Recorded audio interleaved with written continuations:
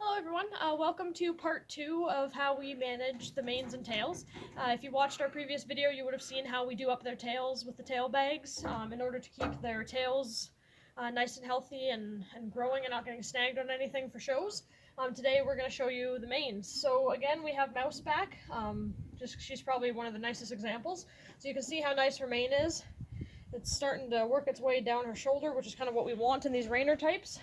So of course we want to keep it growing out and looking so great, so I'm going to show you how we put it up. So you pretty much just need a mane brush, your favorite hair conditioner, some elastics, which I've got on my thumb, and I've got my roll of electrical tape in my pocket. It's pretty handy stuff. So step 1 is just going to be to spray your conditioner all over the place, or run it, if it's a gel type conditioner, just run it through the hair with your fingers. And you want to try and get as much of the hair covered in that conditioner as possible. And then if you have any tangles in there, work them out with your fingers. Just because your fingers are less likely to break the hair than the mane brush. And then I always, once I got most of that, I usually just kind of run through quick with the brush. Just to get any, because she's got a really thick mane, so I use the brush just to get to the back of the hairs that I can't really get my fingers to.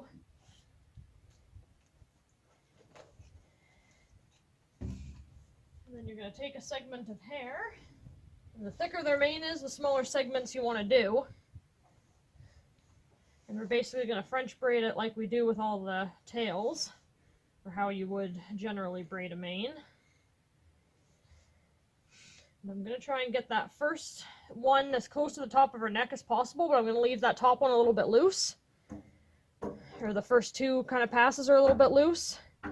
And then the rest of it is going to be as tight as I can make it all the way down. And I'm putting just ever so slightly a little bit of downward pressure on this braid, so that way it lays flat against her neck when I'm all finished. She's less likely to get irritated by it if it's not pulling on the hair, so that's why I leave the first couple a little looser so I can get my finger right in there, because then it doesn't put so much pressure on the top of their neck, because when I do them up like this I usually leave it for 2 or 3 weeks, so I want to make sure they don't get irritated and start rubbing their mane, because then that's obviously counterproductive. So she's got too thin on the end there, so I'm just going to stop there.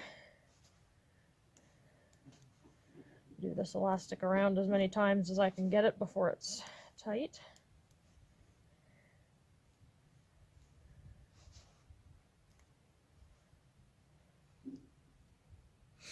Alright, so you're just going to take that method, you're going to repeat all the way down their mane, and we'll see you back in a couple seconds once I have all this finished. Once you have everything braided, we can move on to the next step. So I always like to leave a little bit of extra on just loose on the wither without having a braid there. Protects their wither against rubs from the tack or blankets.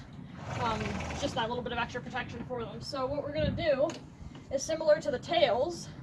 We're going to take where we left it loose at the top, and we're going to thread the mane from the back side forward. The reason for doing this, doing it from the back is when you let it go, the mane's going to be a little bit kinked when you first take these out before you brush everything. So by doing it this way, it's going to be kinked, but it's still going to be kind of leaning in towards their neck, rather than having it all sticking out this way, and that's just a little unsightly. So always through the back side. And then this is where our electrical tape comes in. You can use vet wrap, you can use little socks. It kind of depends on everybody's personal preference. I prefer electrical tape. You're about $1, $1.50 a roll, so you're significantly cheaper than vet wrap. And the nice thing about the electrical tape is similar to the vet wrap. It sticks really good to itself, but not so much to the hair, as long as you don't leave it in for too long. So my first wrap is going to be over top of the elastic to bring this top piece a little bit together. And this is where having an extra set of arms and fingers comes in handy, but you make do. So I usually just do a couple wraps. Give it a little tug to pull apart there. And then this little piece I'm just going to wrap around the back side, and where that piece ends, which is pretty much where my finger is, get that finger out of there, and that's where my second wrap is going to be. So that also keeps this whole thing closed so that they can't get that caught on anything, because our horses live outside.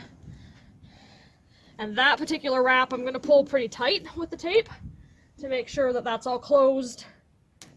Sorry, mouse. That's all closed and done up.